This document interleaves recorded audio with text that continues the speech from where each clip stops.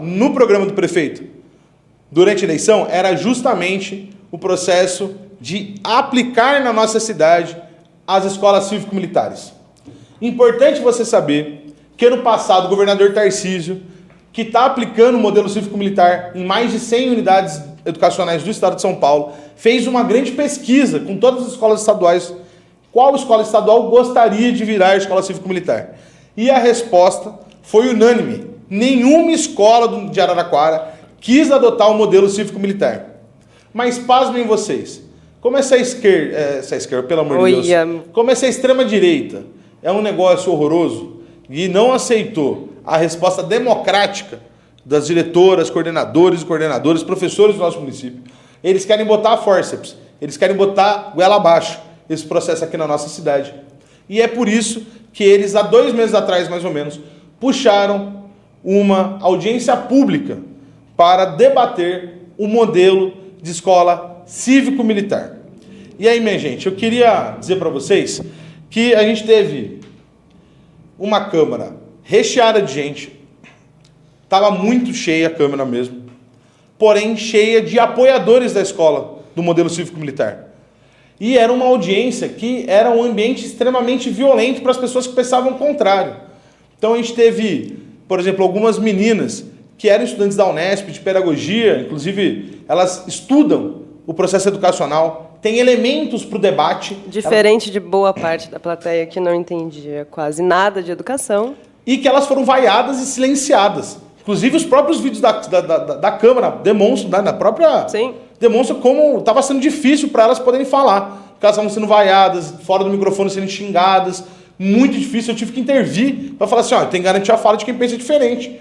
Vocês falam tanto que a democracia é o que vale e tal, e na hora de você ouvir o diferente não vale? Mas um processo ecoa o outro, né? Primeiro é o Tarcísio Lapena ignorando a consulta popular e querendo impor a escola militar, e nesse caso, uma audiência pública que, em tese, serve ao debate, a oposição é novamente intimidada e silenciada. Perfeitamente. E como eu sou absolutamente contrário às escolas cívico-militares, eu vim aqui fazer esse debate a fundo, trazer uma série de elementos e para provar, por A mais B, que escola cívico-militar nada mais é do que cabide de emprego para PM aposentado.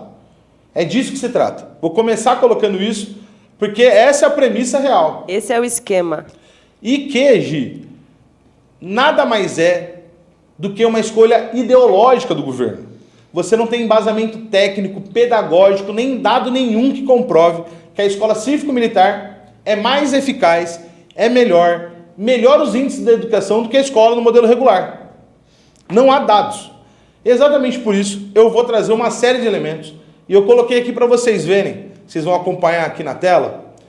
Primeira questão que me chocou. Esse rapaz, que está na tela de vocês, ele é o Coronel Ernesto Puglianeto. Esse coronel, esse senhor aqui, que é um PM da reserva hoje, coronel da reserva, vejam vocês, ele, na verdade, ele é um grande propagandista das escolas cívico-militares. Um grande lobista de escola cívico-militar que faz esse trabalho em várias cidades. Exatamente. Ele dá consultoria para a implantação do modelo e ele faz lobby em defesa das escolas cívico-militares. Não à toa, você colocou o nome dele na internet, vai aparecer um montão de matéria, de coisas, LinkedIn dele, só sobre isso. Porque, na verdade, ele é um dos associados de uma associação de oficiais de PM chamada Defenda PM. Que esse modelo, essa empresa, que é uma associação, né? Essa empresa ela é responsável por implantar o modelo cívico-militar nas escolas. E tem algumas escolas aqui no estado de São Paulo que são dessa associação Defenda PM. Esse coronel, Ernesto Puglianeto, ele passou 1h40, basicamente falando. E eu trouxe aqui, para vocês verem, alguns dos slides que ele trouxe para justificar o modelo. Se liga só, olha lá. São 6 eixos. 6 eixos. 1h40 falando, um monte de slide, e eu estou esperando uma referência bibliográfica. Um autor respeitado, defendido pelos pares, que publica. Imagina. Não vi. E ó, se liga só, Gi. Ele aponta 6 coisas como o pilar educacional, pilar didático da escola cívico-militar. Disciplina, hábitos como organização, alcance de objetivos, pontualidade, relacionamento interpessoal. Soft skills, isso me chamou muita atenção. Fala português alienígena. Soft skills, porque afinal de contas a responsabilidade, o trabalho em equipe e tal. Porque você bota em inglês, cara, tudo que os caras falam em inglês, você bota a fé que é pra enrolar, cara. Case de sucesso, meu. Se o cara tá falando inglês, usando o termo inglês, você pode ficar desconfiado. Soft skills, o protagonismo, formação cidadã e o respeito. Veja como é diferente isso. Olha que modelo pedagógico. Veja como isso realmente é diferenciado. Porque as outras escolas não têm nada disso, né? Afinal de contas, esse é o modelo que eles colocam. Então, esse baseio, inclusive, aqui em cima, se você for ver, tem normas de conduta. Então, na verdade, eles colocam que as normas de conduta, elas conseguem enquadrar o aluno nesses 6 eixos. Veja você que coisa espetacular, né? E mais para frente, vamos ver se eu acerto aqui. Aqui. Nesse outro slide, ele coloca lá quais são as 6 questões que eles acham as mais importantes.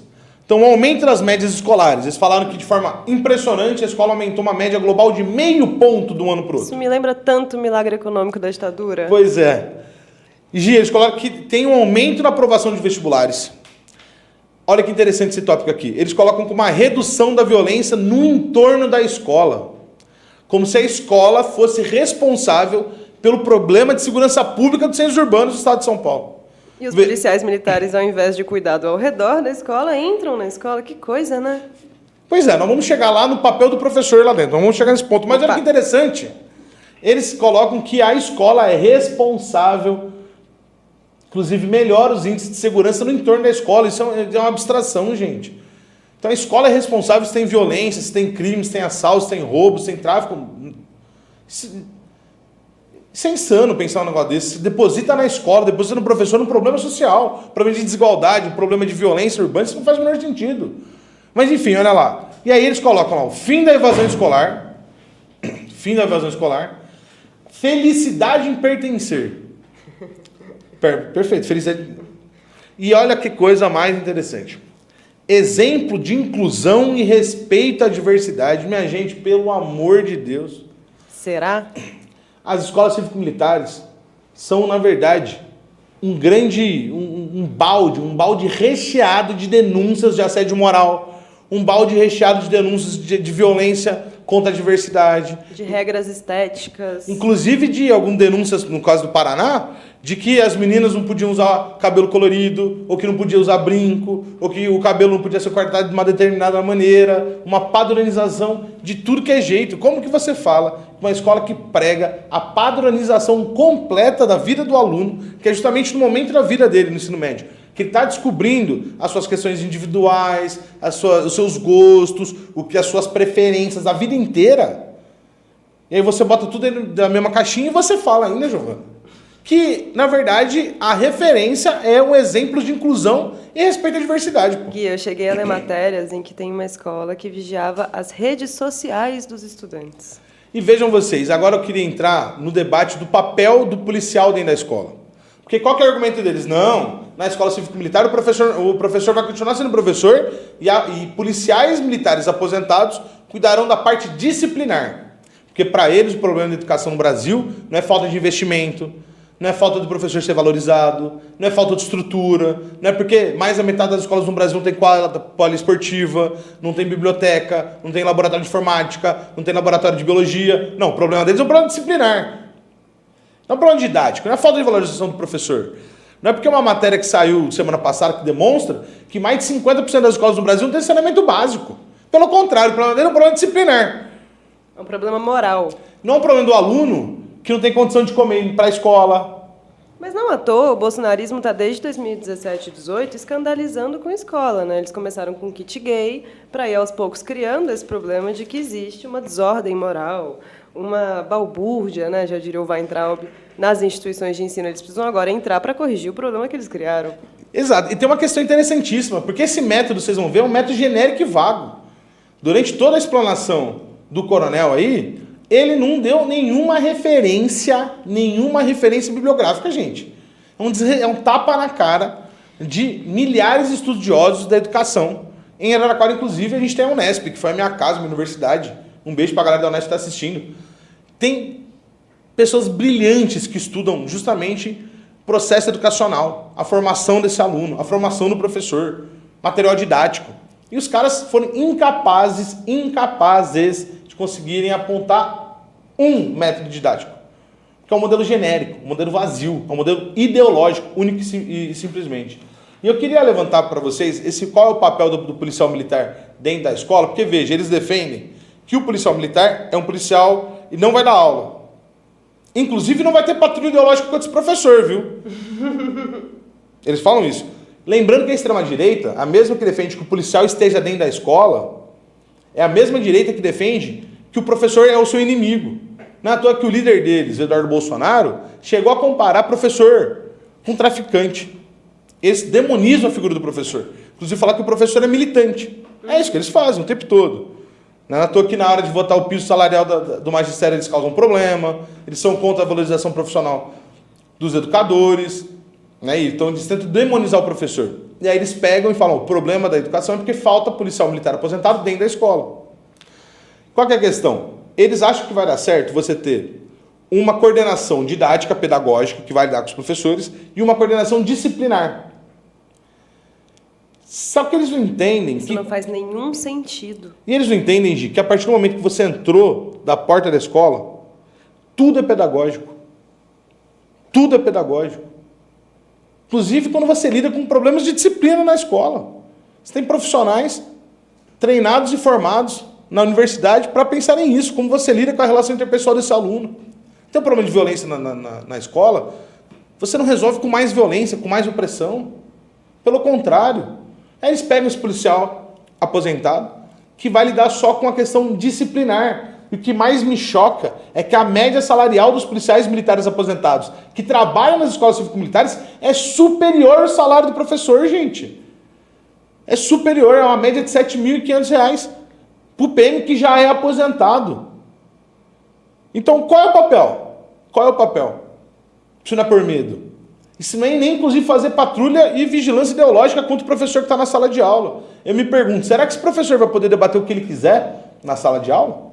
Será que ele vai poder debater questões críticas, como questão de reforma agrária, reforma urbana, conflitos de classe no Brasil, questões de gênero, a questão do negro no Brasil, a construção social que a gente teve num Brasil que foi marcado por mais de 300 anos de escravidão? Será que isso vai poder ser debatido? Ou será que, na verdade, isso vai ser pasteurizado e debatido de forma rasa para você não criar pensamento crítico nesse aluno? Eu realmente fico muito preocupado com isso. Inclusive porque o modelo cívico-militar está fora da LDB, que é a Lei de Diretrizes e Bases, que é a lei geral da educação brasileira, e até por isso o Poder Judiciário tem intervido nesse processo, falando que não é possível essas contradições, elas são ilegais, porque elas não estão dentro do escopo da educação brasileira. A referência bibliográfica deles é o Brasil Paralelo, né? Não, pois é, inclusive isso muito me preocupa, porque tem cidades no Brasil que já estão adotando o Brasil Paralelo, infelizmente, como seu modelo educacional. Queria levantar um outro aspecto que é importante, que é a questão seguinte: tem uma série de debates hoje que demonstram que, inclusive é uma matéria que eu não abri aqui, eu vou até vacilei, eu vou tentar até abrir aqui para vocês, gente. Nesse meio tempo eu queria pedir para quem está Pede assistindo, lá. não se inscreveu no canal ainda, por favor, nos dê esse axé, Se inscreve lá, pô, esse presente de aniversário para o Guilherme. Custa nada, pô, de Likezinho, graça. um comentário, é de graça. É de graça. E, Vamos Guilherme, ver se nesse meio tempo eu também queria te contar que tá 3-0 pro Palmeiras. Não é Palmeiras jogando com quem? O Vasco. Pô, o pior é que eu gosto do Vascão. Tem muita gente me Gigante pedindo da para te dar essa colina, pô. informação. Nossa senhora. O Flamengo tá jogando? Aí eu já não sei. Achei o que eu gostaria aqui de ver. Eu sei informações muito amplas Não, isso sobre o aí foi jogo, é bom porque demais, tem isso bastante aqui foi gente nos bom comentários demais. querendo que você saiba dessa, Não, obrigado pra galera do comentário aí. dessa conjuntura. Mas, ó, antes de eu passar a matéria para vocês, eu queria trazer um debate, uma informação importante. É muito importante quando a gente debate a educação, gente, a gente trazer a ciência. Isso é, pesquisa feita por meio de método e consegue comparar resultado. Isso é importante. Então, você ter dado baseado na ciência. Educação não é abstração. Educação também não é uma opinião. Porque você não pode usar o aluno, o estudante, como um laboratório, que você vai lá e faz uma tentativa e erro. Não pode ser assim. E é por isso que eu trouxe aqui para vocês, vocês vão acompanhar aqui comigo, uma matéria que está no site da FEFELESH, que debate justamente o modelo de escola cívico-militar. E essa matéria é muito interessante, inclusive eu posso deixar fixado aqui nos comentários para quem quiser dar uma olhada depois. Todos os links da live estarão na descrição. Tá lá, então, tá na Muito descrição. em breve estarão lá. E eu fortemente recomendo vocês darem uma olhada nessa aqui, porque essa pesquisa que foi feita na FEFELESH, né, que é a Faculdade de Filosofia, Ciências e Letras da USP, que eu tive o prazer, inclusive, de fazer algumas matérias lá, ela pega os desempenhos do IDEB das escolas cívico-militares no Paraná, que está sendo implantado pelo governador bolsonarista do Paraná, Ratinho Júnior. E ela apresenta uma série de questões importantes. Uma delas, inclusive, que eu queria trazer, e aí que talvez seja a mais interessante, que é o tapa mais fino desse modelo cívico-militar, que é justamente o processo paulatino de elitização dessas escolas. Porque o Tarcísio vem falando o seguinte, não, eu vou instalar a escola cívico-militar onde está a pior avaliação, onde o IDH é mais baixo. Então eu pego os bairros socialmente mais delicados, mais complicados, nas escolas tem os piores índices e lá que eu vou instalar a escola cívico-militar. O que demonstra esse estudo feito a partir da experiência do Paraná é que, na verdade, conforme o tempo vai passando, vai se elitizando a escola. Então, o público da escola, que em tese, pela propaganda da TV dos governadores, na verdade, é para você atacar o público-alvo com mais necessidade, que na real não é isso que acontece. Inclusive com fechamento de salas do noturno e com fechamento de salas de EJA, que é Educação de Jovens e Adultos. Então eu queria colocar aqui para vocês esse elemento da elitização da escola cívico-militar. Então está aqui essa questão que eu recomendo fortemente. E tem uma parada, Gi, que a gente aprende na política, que a gente aprende na administração pública, que é o seguinte. Prioridade é onde tem investimento. Se um governante, se um vereador, se um deputado, se o fulano de tal fala para você que a educação é prioridade, e ele não bota dinheiro porque é mentira. Se ele fala que a cultura é prioridade e não bota dinheiro, é mentira. Se ele fala que o cinema é prioridade e não bota investimento, é mentira dele. Investimento é só propaganda de TV. Por que eu estou dizendo isso? Porque tem uma questão central que eu queria trazer aqui para vocês entenderem, que é o seguinte. Quando a gente olha, vejam vocês, está carregando aqui a página. Nesse meio tempo, eu queria ler aqui um comentário do camarada Carlos Flório. Beijo pro Carlão. Abre aspas. A ONU recomenda que se proíba esse modelo. A escola cívico-militar é um modelo de privatização. Perfeito. É verdade falar também que a adoção do modelo cívico-militar anda em paralelo com a privatização da educação, que em São Paulo o Tarcísio botou para leiloar 100 escolas também aqui no nosso estado. Mas eu trouxe para vocês também o IDEB, que pega aí as melhores escolas, as 20 melhores escolas públicas de ensino médio do Brasil. Vou descer aqui para a gente chegar, né, aqui no ranking. Acho que se eu deixar um pouquinho menos um, vocês conseguem ver as 10 primeiras? Deixa eu ver se eu consigo. Que aí eu não preciso ficar trocando. Está sendo sabotado aqui pelo Google Chrome. Pronto, foi. Olha lá. Tá dando para ver aí? Aos poucos a gente chega lá, chegamos. Chegou? Chegou. Perfeito. Repara uma coisa. Ó, coloquei aí, tá? Então as 11 primeiras, depois eu posso botar as outras 9. Repara vocês. Nas 20 melhores escolas públicas de ensino médio do Brasil, nenhuma escola é do modelo cívico-militar. Me explica isso, por gentileza. Ora. E aí tem um contrabando. Parece que não melhora o IDEB tanto assim, hein? E tem um contrabando nessa história que é o seguinte, eles pegam a moral das escolas militares e usam como se fosse a mesma coisa. Mas não é. Que escola militar, ela tem um modelo de preparação dos alunos que fazem para atuar nas Forças Armadas. Não à toa você vai ver aqui, ó. Melhor escola pública do Brasil. Escola Preparatória de Cadetes do Ar, em Barbacena, em Minas. Depois você vai ver aqui, ó. A Escola de Aplicação de Recife, Colégio Naval. E aí você vai ver que, além das escolas militares, você tem as escolas de ensino tecnológico ou técnico. Então você vai reparar que em todos os rankings das melhores escolas públicas do Brasil, ou elas são escolas militares, ou elas são escolas de ensino técnico. Nenhuma é escola cívico-militar. Mas o que explica isso? E eu gostaria de trazer para vocês. Lembra que eu falei, agora há pouco, que a questão da prioridade, da qualidade, ela está ligada ao investimento que você coloca? Exato. Se liga aqui. As escolas militares, você tem um investimento por aluno anualmente de 18 a 25 mil reais. É o custo qualidade aluno. Então, esse aluno custa anualmente de 18 a 25 mil reais por ano. E geralmente essas escolas são financiadas pelas Forças Armadas. No ensino técnico, esse aluno tem um investimento nele de 13 a 16 mil reais por ano. Certo? Nas escolas regulares, esse aluno custa, em média, no Brasil, 6 mil reais. Então, o investimento no ensino regular é 3 vezes a menos do ensino técnico e chega aí, no caso do ensino militar, 4 vezes e meia, 5 vezes e meia a menos por ano. Mas no caso das escolas cívico-militares, que não melhora os índices de educação, que não melhora o ranking do IDEB, que não consegue, inclusive, garantir em dados, a partir dos dados públicos, não consegue melhorar os índices e elas custam 18 mil reais por ano esse aluno. Então o investimento é 3 vezes maior e o resultado não é melhor. É importante também lembrar, Gui, que mesmo onde consta alguma melhora no IDEB, é porque tem um golpe nessa instalação também, porque nas escolas que se transformam no modelo cívico-militares, muitas vezes é encerrado o ensino noturno, é fechado o EJA. Então, existe ali, e também daquele velho golpe de você escolher quem vai prestar a prova do IDEB ou não, né? O Ministério Público do Paraná está pesquisando isso, né, inclusive. Uhum. Então, eu só queria deixar claro que é o seguinte, que o golpe que eles dão em cima da escola cívico-militar é basicamente você ter um investimento 3 vezes maior do que no ensino regular e os índices educacionais não melhoram.